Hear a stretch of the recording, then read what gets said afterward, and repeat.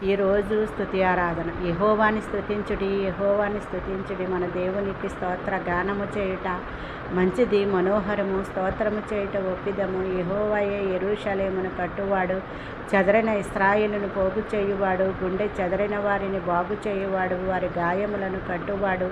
నక్షత్రముల సంఖ్యను ఆయన నియమించి ఉన్నాడు, వాటికన్నిటికీ ఆయన పేరులు పెట్టుచున్నాడు.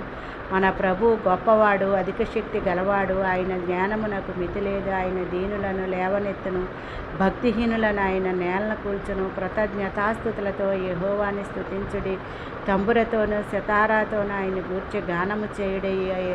ఆకాశము ఆయన మేఘములతో కప్పును, భూమి కొరకు వర్షమును సిద్ధపరచువాడు. పర్వతముల్లో గడ్డిని మొలిపించువాడు, పశువులకును అరచుచుండి పిల్ల కాకులకును ఆహారము దయచేయువాడు.